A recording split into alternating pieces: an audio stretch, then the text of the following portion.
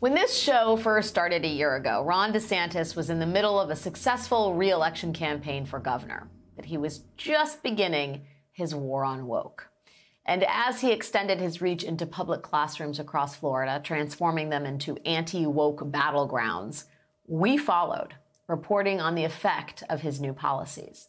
When Governor DeSantis began policing language in Florida schools, we talked with teachers attempting to plan lessons where they couldn't teach about racism if any group of students felt discomfort. When DeSantis initiated a hostile takeover of New College, a small public liberal arts school in the state, we went there and we spoke to students and parents about the new trustees and their mission to transform the school into a model of conservatism. A year later, Governor DeSantis is attempting to rescue his struggling presidential campaign by spotlighting his latest crusade against Black history. First, Florida rejected the curriculum for AP African American Studies.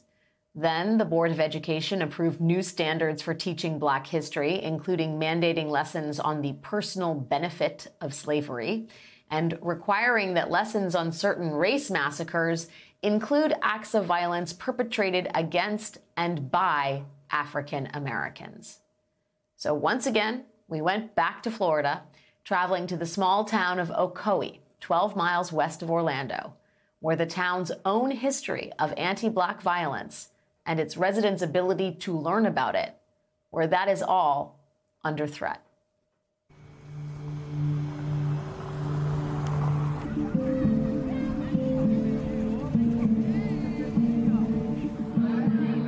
The Ocoee massacre was basically like a whole bunch of Black people were killed because they wanted to vote, and the white people decided to run them out of Ocoee and kill them and burn their homes and stuff. And it was just a really horrible night. And I know like a lot of students, they don't know about that, even though we're literally in Ocoee. I learned the Ocoee, like about the Ocoee massacre through Kennedy. Exactly. Because like we were outside talking, and she's like, "Oh yeah, did you know that there's a scholarship for Ocoee?" And I'm like, "What scholarship?" And she was like, "Oh, the Ocoee massacre." And I'm like, "The Ocoee massacre?" Right. And she was like, "Yeah, they killed all the Black people." And I'm like, "They what?" I did my little research on it, and I'm just like this is serious. Like, and it's crazy how like racism goes so far. It happens everywhere. It happened everywhere. Like it's in our face. Exactly, and we still don't know about it, which is crazy. I wasn't taught it in school. I think it may have been mentioned in AP US History my junior year, but even if it's at a slower pace, it still needs to be taught throughout the years of school because it's important. It is our history, especially as us living in Florida. In November 1920, the small town of Ocoee was the site of the worst Election Day violence in American history. Weeks before the election, Ku Klux Klan members held rallies and sent threatening letters to white Ocoee leaders who registered Black residents to vote. The Klan promised, "We shall always enjoy white supremacy in this country, and he who interferes must face the consequences." This is Ocoee, and this is the hallowed ground cemetery, which contains the bodies of at least 300 people, Black people, who died during the Ocoee massacre. Most of them burned to death beyond recognition, so they were put in mass graves in this spot and until recently forgotten about.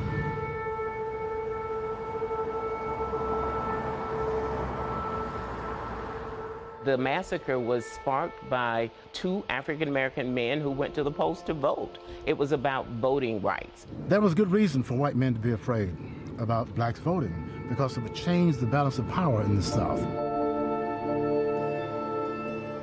And so Mose Norman and July Perry were refused the right to vote.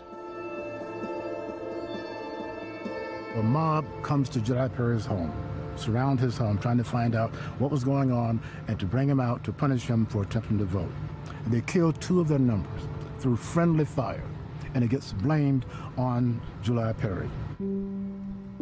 There were headlines all over the country. 2 white men killed in Ocoee, Blacks rioting in Ocoee. It remains unclear to this day who killed those 2 white men, but those headlines about the death of whites at July Perry's home, diminishing the racial terror in that Black community, those headlines would have repercussions both then and now.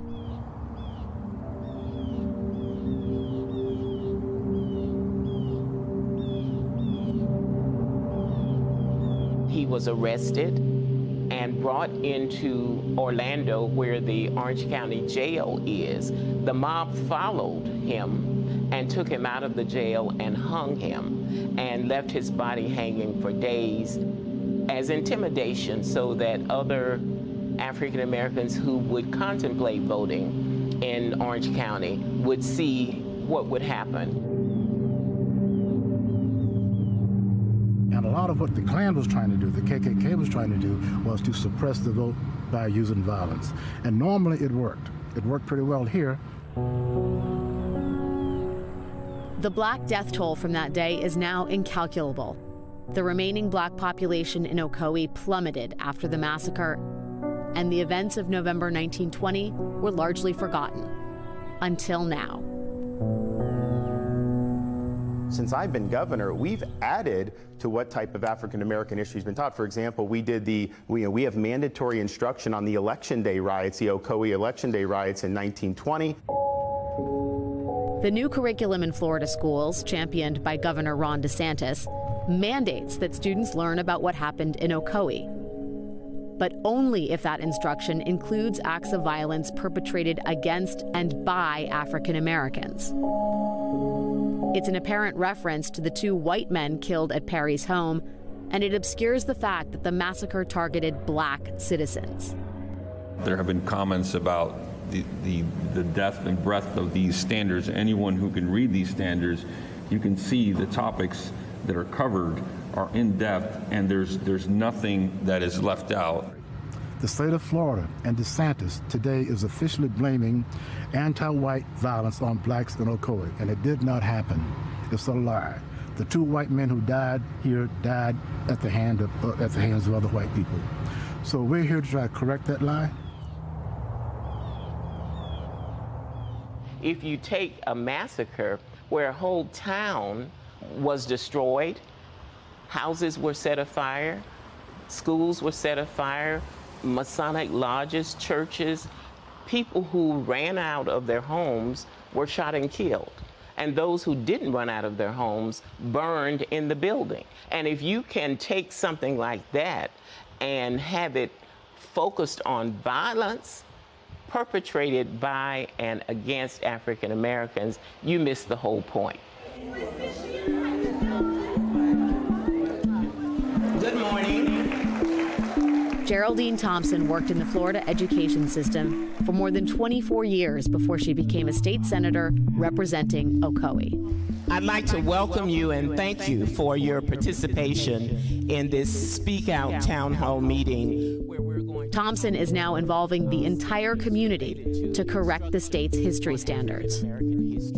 I want boxes of petitions that we're going to send the Commissioner of Education, saying that we want factual, balanced history taught in our classrooms.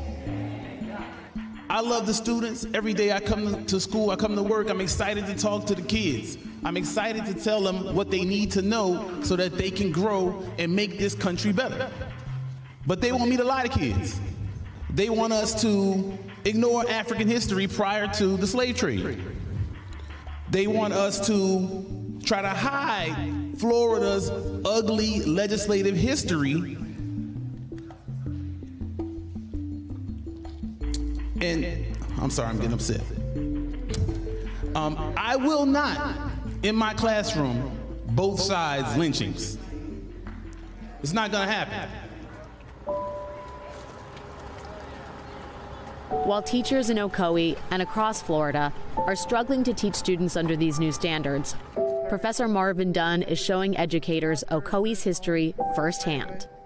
I am here because I wanted to bring Dade County teachers, active teachers, to these places in Florida where the state requires them to tell lies to students, like there was anti-white violence in Ocoee. So we're trying to correct the record, not have our teachers feel that they have to teach a lie because the state requires it.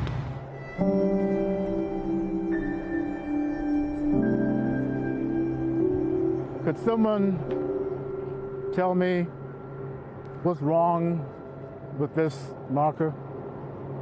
The problem with this marker is that it doesn't tell the truth of what happened here. It doesn't tell the truth of who's out there. This is hallowed ground. Calling itself a cemetery, this is not a cemetery. This is a mass grave. This is a mass grave. We'll take questions, comments, reactions, anything from anybody. Yeah, I'm a teacher at Miami Palmetto, Miami, Florida, at Miami-Dade County Public Schools, and I'm telling all teachers, as you know, I wasn't hired to teach lies, and I will never teach lies. I am not a teacher who will teach lies, period.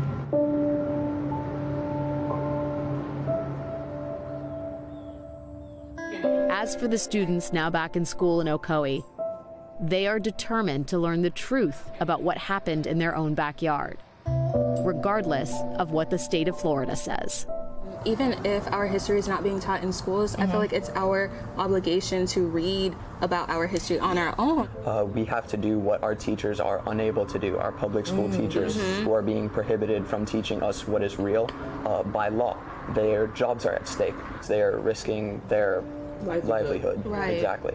Right, you can't pick and choose which ones you want and paint it, oh, history was, oh, beautiful, we helped the slaves, we did this, we're such glamorous people. No, you killed people, you massacred people, you took people from their homes, and that's like, that's the hard truth. Like, it hurts, like, it hurts, it really does, because again, people still have wounds. Like the Ocoee massacre, you have the great-grandchildren surviving, recalling the times of, like, it's trauma, but we have to heal as a nation, but we can't heal as a nation if there's... we don't know. Right. And if you don't acknowledge the past, history is gonna keep on repeating itself, so we have to stop now.